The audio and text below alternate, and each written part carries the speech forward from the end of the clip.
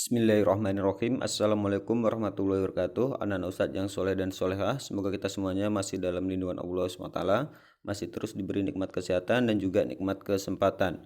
Pada kesempatan ini Ustadz akan melanjutkan pelajaran tema kita, yaitu tema 5 tentang ekosistem, subtema 3 yaitu keseimbangan ekosistem muatan PPKN. Yang pertama kita lihat mengenai persatuan dan kesatuan dalam kehidupan sosial budaya. Pengaruh letak geografis Indonesia itu turut mempengaruhi kehidupan sosial dan budaya masyarakat Indonesia. Jelas nak ya, letak geografis Indonesia itu kan ada yang di pegunungan, ada yang di pinggir pantai, ada yang dataran tinggi, dataran rendah, itu akan mempengaruhi kehidupan sosial dan budaya masyarakat. Masyarakat Indonesia itu terdiri atas suku, budaya, agama, dan latar belakang yang berbeda-beda ya. Contohnya aja, dalam satu pulau Sumatera itu terdiri dari berbagai suku ya, budaya dan agama yang berbeda-beda. Meskipun beraneka ragam, Indonesia tetap merupakan satu kesatuan ya, dari Sabang sampai Merauke, walaupun berbeda dari budaya, sosialnya, terus agama, banyak perbedaannya, tetap merupakan satu kesatuan. Kesatuan dalam bidang sosial, yaitu memiliki makna bahwa bangsa Indonesia terus berusaha untuk mencapai tingkat kemajuan masyarakat yang seimbang dan merata, yang selaras dengan kemajuan bangsa. Itu adalah kesatuan dalam bidang sosial. Sedangkan kesatuan dalam bidang budaya, yaitu memiliki makna bahwa kekayaan budaya yang beragam menjadi modal bagi pengembang budaya Indonesia, yang hasilnya akan dapat dinikmati oleh seluruh bangsa Indonesia. Ini adalah contoh sikap yang menunjukkan persatuan dan kesatuan sosial budaya. Yang pertama, saling menghormati penganut agama lain yang sedang beribadah. Ini ya, untuk menunjukkan persatuan dan kesatuan. Jadi walaupun kita berbeda agama, kita harus tetap menghormati ya, menghormati agama lain. Terus melakukan gotong royong, membersihkan lingkungan meskipun berbeda suku, budaya, dan agama. Contohnya aja di lingkungan RT kita, contohnya ada kegiatan gotong royong. Di lingkungan RT itu itu tidak semuanya orang Islam, tapi ada juga orang lain, entah orang Kristen, terus sukunya berbeda-beda, ada suku Melayu, suku Jawa, suku Batak, tapi semuanya itu ikut bersama-sama melakukan gotong royong bersihkan lingkungan. Terus yang selanjutnya adalah bekerja sama membangun sarana umum tanpa membeda-bedakan latar belakang sosial budaya ya. Sarana umum seperti kayak membangun pos ronda, membangun tempat ibadah, membangun jalan. Nah, itu ada sarana-sarana umum. Terus membantu korban bencana alam meskipun berasal dari daerah lain, bersumbangan ya. Menghargai kebudayaan suku lain yang mau mempelajarinya. Oke, berikut adalah manfaat adanya persatuan dan kesatuan dalam keragaman sosial dan budaya. Yang pertama itu dapat memperkuat rasa cinta tanah air. Yang kedua, memperkuat pertahanan dan keamanan bangsa. Yang ketiga, menumbuhkan rasa kebersamaan di masyarakat. Yang keempat, yaitu melahirkan solidaritas antar warga masyarakat. Itu ya manfaat dari persatuan dan kesatuan dalam keragaman sosial dan budaya. Kita lihat persatuan dan kesatuan dalam kegiatan ekonomi. Salah satu hal yang dapat menyatukan bangsa Indonesia adalah wawasan Nusantara.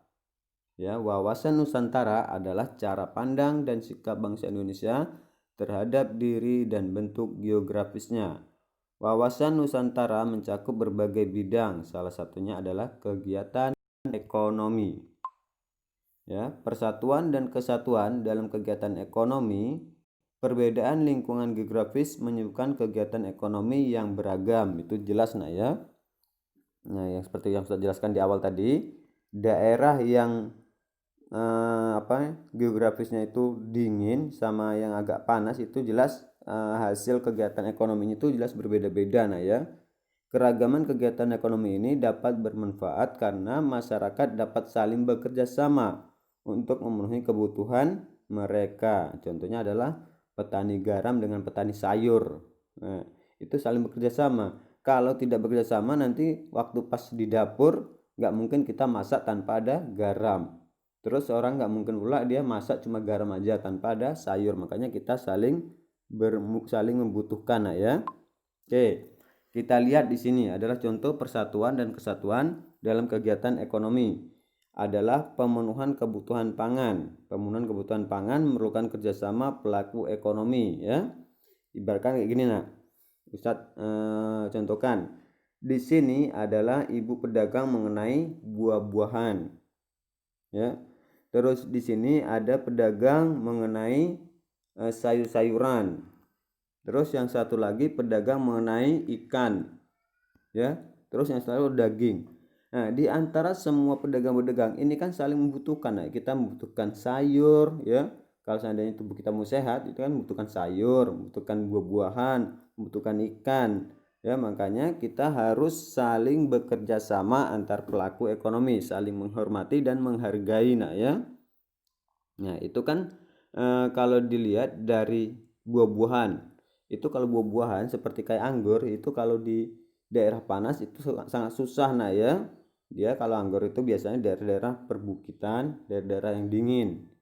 Terus kalau sayur-sayuran, nah itu sama juga. Nah, itu kebanyakan itu adalah yang hidupnya itu yang paling bagus itu ada daerah-daerah yang agak dingin kayak Bukit Tinggi, ya itu kan daerah-daerah agak dingin, nah, ya. Kalau untuk di Pekanbaru agak susah karena di Pekanbaru itu ada dataran-dataran rendah, nah, ya.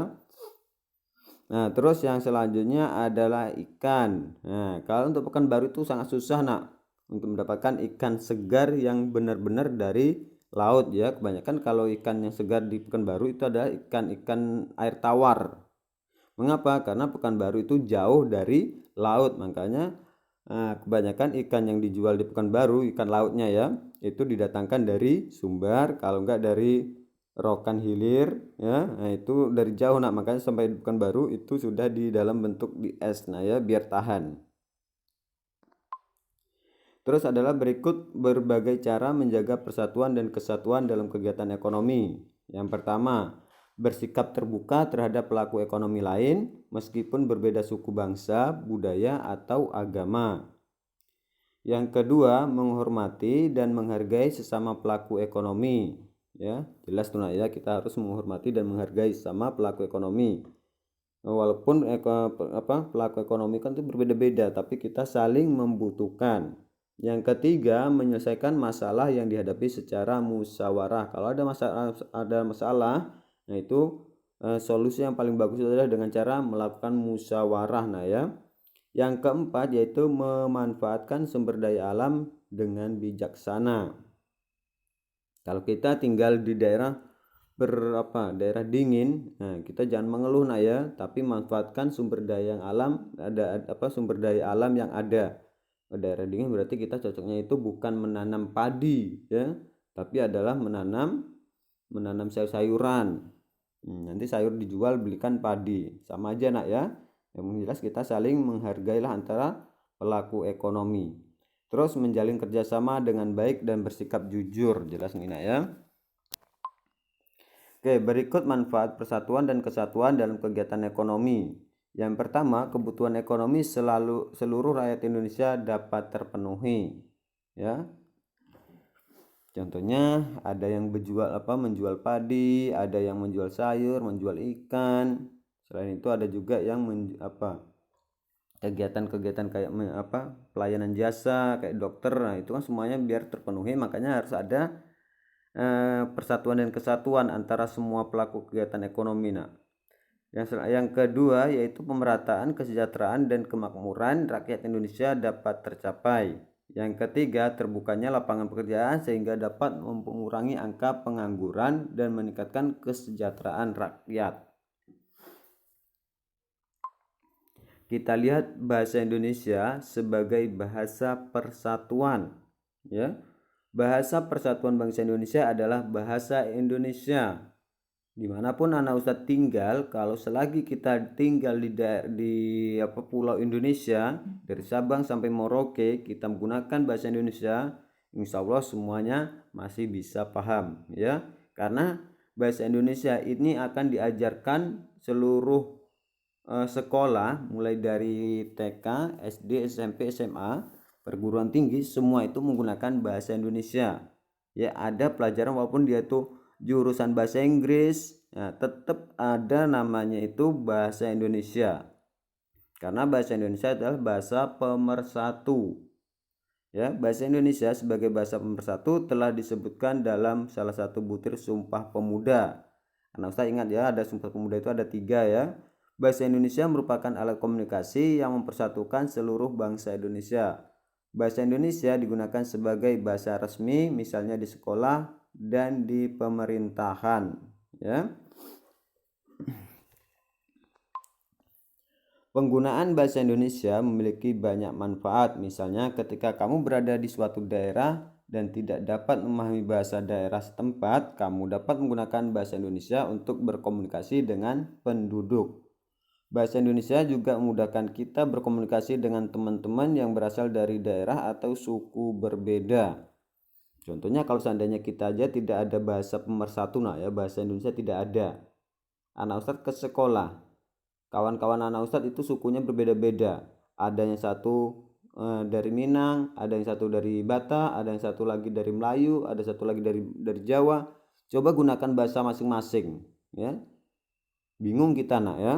Yang satu menggunakan bahasa Jawa, yang satu menggunakan bahasa Melayu, yang satu menggunakan bahasa Batak, yang satu menggunakan bahasa Minang. Nah, tidak ada bahasa pemersatu, otomatis nanti komunikasi akan terhambat di situ nak ya. Makanya harus ada bahasa pemersatu, yaitu bahasa Indonesia.